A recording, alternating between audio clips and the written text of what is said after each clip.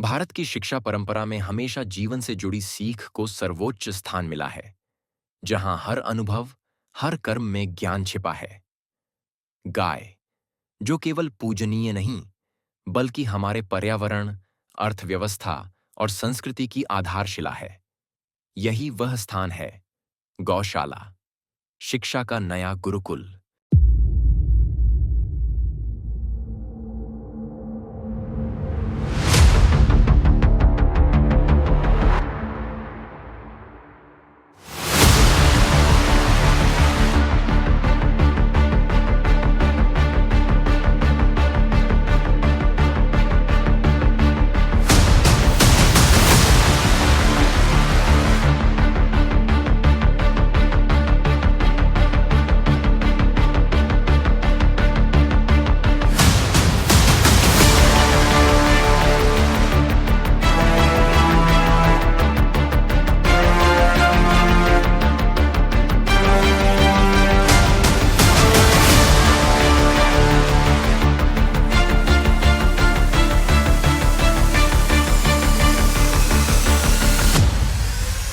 नई शिक्षा नीति 2020 कहती है, शिक्षा का उद्देश्य सिर्फ नौकरी नहीं, बल्कि जीवन को समझना भी है। इसी सोच के साथ यह प्रयोग शुरू हुआ, जहां गौशाला को एक जीवंत शिक्षा केंद्र बनाया गया है। यहां बच्चे न सिर्फ किताब, बल्कि जीवन के हर पहलू से जुड़ना सीखते हैं। My dear students, you know कि ये जो गाय हैं, ये एक दिन में लगभग 15 से 20 किलो गोबर करती है। ठीक है, ये 15 से 20 किलो जो गोबर है, ये बायोगैस में इस्तेमाल होता है। यदि हम इसका पर डे का एनर्जी निकालें कि कितनी हमें ऊर्जा मिलती है, that is 3.6 kilowatt hour. उतनी ऊर्जा मिल जाती है। और ये ऊर्जा जो है हमारी लगभग लगभग आप ये मान के चलिए कि 4 घंटे हम लगातार खाना बना सकते हैं इस ऊर्जा से। केवल एक गाय इतनी ऊर्जा प्रदान करती है हमें। और 3.67 किलोवाट आवर का मतलब हो गया लगभग 3.7 यूनिट। इतनी बिजली हमें मिल जाती है। एक दिन में हम इतनी बिजली गेन कर सकते हैं एक गाय के गोबर से। 15 से 20 किलो गोबर जो गाय कर रही है, उससे जो बायोगैस बन रही है, उस बायोगैस से हम लोग 3.7 यूनिट बिजली को प्रोड्यूस कर सकते हैं। और ये बिजली एक छोटे घर में आराम से एक दिन के लिए हम इस्तेमाल कर सकते हैं। तो ये बहुत ही इंपॉर्टेंट पॉइंट है। और इसके बाद जो इसका बचता है, मतलब बायोगैस बनाने के बाद भी कुछ बचता है, जो बायोगैस बनाने के बाद बचता है उसको भी हम खाद में यूज कर लेते हैं। जो पेड़ों की खाद वगैरह है, फर्टिलाइजर की तरह उसको भी यूज कर लेते हैं। तो उसको भी नहीं छोड़ते हम लोग। तो गाय इतना इंपॉर्टेंट जानवर है कि एक गाय इतनी ऊर्जा को प्रोड्यूस कर रहा है। Are you getting? Yes sir. गौशाला में शिक्षा का स्वरूप अलग है। बच्चे सीखते हैं जीवन को संवारना, गायों को खाना खिलाना, उनकी देखभाल करना, उन्हें सहारा देना। वे समझते हैं कि प्रकृति और कृषि में गायों का योगदान कितना महत्वपूर्ण है, जैसे जैविक उर्वरक और प्राकृतिक खेती। यहाँ की शिक्षा केवल तकनीकी नहीं, बल्कि चरित्र निर्माण करती है। बच्चों में अनुशासन, धैर्य और सभी प्राणियों के प्रति सम्मान की भावना विकसित होती है। वे जीवन के चक्र को समझते हैं, कमजोरों की मदद करना सीखते हैं और मेहनत के महत्व को पहचानते हैं। और बस यही नहीं रुकता। कई गौशालाएं बच्चों को आयुर्वेद, जैविक खेती और व्यवसाय के गुर भी सिखाती हैं।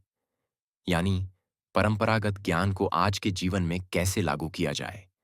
ये शिक्षा दिमाग को मजबूत करती है, चरित्र को संवारती है और आत्मा को पोषण देती है।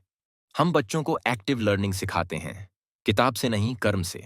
गाय से जुड़ा हर कार्य, चाहे गोबर एकत्र करना हो, गोमूत्र का उपयोग या चारा तैयार करना, ये सब उनके लिए विज्ञान, गणित और नैतिक शिक्षा का हिस्सा बन जाता है। कौन बताएगा? चलो से एक क्वेश्चन बता रहा हूँ, उसका आंसर पूछ रहा हूँ मैं कि एक गाय जब गोबर जो 15 से 20 किलो गोबर प्रोड्यूस करती है, तो घर में हम जो उसका यूज करते हैं, जो गैस जलाते हैं, वो कितने घंटे गैस जला सकते हैं? सर 4 घंटे। Very good, very good. यहाँ बच्चे न सिर्फ पढ़ते हैं, बल्कि वे महसूस करते हैं, सोचते हैं और अपनी सीख को जीवन में उतारते हैं। नई शिक्षा नीति यही कहती है, बेटा ये जो आप लोग जो देख रहे हो लिखते रहो। आप जो देख रहे हो गोबर है और समय के साथ इसको छोड़ दिया जाता है, मतलब जो गोबर होता है अर्थ के साथ, एंड अर्थ कितनी स्ट्रॉन्ग प्रोसेसिंग मशीन है कि लगभग आपका 6 महीने के अंदर एक खाद बन जाता है। अगर आप गोबर को ऐसे छोड़ देंगे, पेड़ में डालेंगे, तो चांसेस है कि पेड़ मर जाए। लेकिन जैसे कोई भी क्योंकि उसमें जो कीड़े लग जाते हैं और इसी को छोड़ दिया जाता है, ऑटोमेटिकली ये गोबर जो है बिकम्स अ खाद बन जाता है, जो एक सबसे इंपॉर्टेंट नरिशिंग पार्ट होता है एक प्लांट के लिए। नेचर भी ऐसे ही अर्थ को फर्निश करती है। दो काम करती है नेचर, फर्निश भी करती है, और आप लोग पढ़े होंगे बड़े जानवर सीड डिस्पर्सल भी करते हैं, राइट? तो ये रहा हमारा नेचुरल प्रोसेस। अगर कोई भी अगल बगल ले जाना चाहता है अपने खेत के लिए, यहाँ पे फ्री से विदाउट एनी पैसे यहाँ से उठा करके अपने खेत के लिए ले जा सकता है, राइट? पहले हमें लगता था गौशाला सिर्फ सेवा का स्थान है। अब समझ आया यह एक साइंस लैब भी है। पहले हमें लगता था गौशाला सिर्फ सेवा का स्थान है, पर अब समझ आया ये एक साइंस लैब है। हम गोबर से ऊर्जा बना सकते हैं, गौमूत्र से औषधि, और हम ये सब प्रकृति की देन है हमें। हमने जाना कि गोबर से ऊर्जा बन सकती है, गोमूत्र से औषधि, और यह सब प्रकृति के साथ जुड़ा है। बायोगैस का मैंने आपको बताया कि जो बायोगैस बनती है हमारी, जो घरों में यूज हो रहा है, जो गैस, उसको 4 घंटे तक हम यूज कर सकते हैं। ओके 4 घंटे पर डे, मतलब अगर आपने एक दिन में एक गाय ने 15 से 20 किलो गोबर किया, तो उससे जितनी ऊर्जा प्रोड्यूस हुई, दैट इज 3.67 किलोवाट पावर। इतनी ऊर्जा से हम लोग ये जो 4 घंटे लगातार जो है गैस जला सकते हैं। ओके सर ओके गौशाला यानी गायों का आश्रय स्थल वर्षों से हमारी पवित्र गायों का संरक्षण करता आया है। लेकिन आज ये केंद्र बन गए हैं समग्र शिक्षा के। यहाँ बच्चे और युवा सिर्फ गायों की सेवा नहीं सीखते, बल्कि ऐसी जीवन मूल्य भी सीखते हैं जो सामान्य स्कूल कभी नहीं सिखा सकते। जिम्मेदारी, करुणा और प्रकृति के साथ सामंजस्य। गौशाला शिक्षा का प्रभाव गहरा है। बच्चे यह सीख अपने घर और समाज में ले जाते हैं और जानवरों की देखभाल, सतत जीवन और नैतिक जिम्मेदारी के संदेश फैलाते हैं।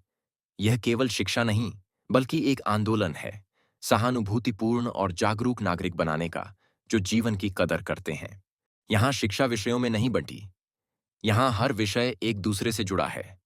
गणित, विज्ञान, संस्कार और पर्यावरण सब एक साथ उन्नति करते हैं। जब बच्चे खुद प्रयोग करते हैं तो वो कभी भूलते नहीं। हमने उन्हें सिखाया, अगर एक गाय से रोज 20 किलो गोबर निकलता है तो महीने में कितना खाद बनेगा और उससे कितनी फसल उगाई जा सकती है। यही असली गणित है। खाद और फर्टिलाइजर में डिफरेंस क्या है? खाद और फर्टिलाइजर में क्या डिफरेंस है? खाद जो है नेचुरल प्रोसेस का है, अर्थ का बनाया हुआ। फर्टिलाइजर जो है केमिकल इंटरवेंशन है। Yes sir. खाद लॉन्ग टर्म खेत को खराब नहीं करता, ना खेत को ना जमीन को। और अगर फर्टिलाइजर्स आप देखेंगे जो मैन्युफैक्चर्ड है, कुछ सालों के बाद प्रोड्यूस तो बढ़ जाता है, कुछ सालों के बाद आपका लैंड डिस्ट्रॉय कर देता है। तो ये मेजर डिफरेंस है खेत और फर्टिलाइजर पे। यह गौशाला अब गांव के लिए सिर्फ सेवा केंद्र नहीं रही। यह अब एजुकेशन हब बन चुकी है, जहां बच्चे सीखते हैं, समाज को कुछ लौटाते हैं और आत्मनिर्भर बनते हैं। नई शिक्षा नीति 2020 कहती है, सीखना जीवन का विस्तार बने, रोजमर्रा के कार्य शिक्षा बन जाए और कक्षा 4 दीवारों से मुक्त हो जाए। इसी सोच ने बनाई यह नई पहल, गौशाला को लर्निंग लैब में बदल देना, जहां बच्चे विज्ञान को स्पर्श करते हैं, गणित को गिनते तौलते हैं, पर्यावरण को जीते हैं और संस्कृति को महसूस करते हैं। माय डियर स्टूडेंट्स, अभी मैं जो आपको बताया है उसके बारे में मैं आपसे एक क्वेश्चन करना चाहता हूँ। देखें कौन उसका आंसर देता है। ये बताइए कि जो हमारी जो गाय हैं उससे हमारे को जो बायोगैस मिली वो 3.67 किलोवाट आवर मिली। अब इसका यूज हम घर में कितनी यूनिट के द्वारा कर सकते हैं? सर मैं आए यस प्लीज। सर जो हमें गाय की बायोगैस से एनर्जी मिली 3.7 यूनिट्स, उसका हम घर में यूज़ कर सकते हैं, एनर्जी कंज्यूम कर सकते हैं। 3.7 यूनिट्स ये एनर्जी है जिसको हम यूज़ कर सकते हैं अपने घर में। पहले हम रासायनिक खाद डालते थे, मिट्टी खराब हो रही थी। अब बच्चे हमें बताते हैं कि जैविक खाद कैसे बनती है और क्यों बेहतर है। अब हमारे बच्चे खेती, पर्यावरण और गाय तीनों से जुड़े हैं। वो हमें सिखाते हैं कि कैसे गोबर से खाद बनाकर हम रासायनिक उत्पादक से मुक्त हो सकते हैं। सबसे पहले तो हमें देखना चाहिए उसमें पानी ओवर नहीं करना चाहिए, पानी ज़्यादा नहीं देना चाहिए, जी। ध्यान रखना चाहिए। एक पानी देने का तरीका भी होता है, हमें उस पे छिड़काव करके पानी दे सकते हैं। जी। ओवर पानी देंगे तो वो नीचे से गलना स्टार्ट हो जाता है, जी। तो उसका हमें ध्यान रखना चाहिए। एक ज़्यादा पानी देने से कीड़े हो जाते हैं प्लांट्स में, तो जी। उसका भी हमें थोड़ा ध्यान रखना चाहिए। केमिकल्स का कम यूज़ करना चाहिए हमें अपने जी। फर्टिलाइज़र में। जैसे कीड़े की हम कैसे कर सकते हैं, एक राख होती है, जी। राख को हम प्लांट्स में दे सकते हैं, उससे कीड़े नहीं हो पाते, जी। अच्छा रहता है उससे प्लांट्स, और प्रोडक्शन भी अच्छी होती है उस चीज़ से। हमने बच्चों में कमाने के साथ सीखने का भाव जगाया है। यही वास्तविक शिक्षा है। गौशाला यह सिर्फ परंपरा नहीं, एक प्रयोगशाला है जहां संस्कार हैं, विज्ञान है और आत्मनिर्भर भारत का सपना भी। यहां शिक्षा किताबों से निकलकर जीवन में उतरती है। यही है नई शिक्षा नीति का सार। एक गौशाला परंपरा भी है, विज्ञान भी। यह सेवा भाव भी सिखाती है और आत्मनिर्भरता भी। यह वह शिक्षा है जो किताबों से बड़ी है, जो जीवन में उतरती है, समाज को बदलती है। नई शिक्षा नीति कहती है, सीखना जीवन से जुड़ा हो। और यह गुरुकुल इस महान विचार का जीवंत प्रमाण है। गौशाला शिक्षा हमें याद दिलाती है कि सच्ची शिक्षा केवल किताबों में नहीं है। यह हर दयालु कार्य में, हर धैर्य की सीख में और हर जीवन की देखभाल में है। जब हम गायों की सेवा करते हैं, हम अपने आप को भी संवारते हैं और शिक्षा के माध्यम से हम आने वाली पीढ़ियों के लिए एक करुणामयी और सतत भविष्य के बीज बोते हैं।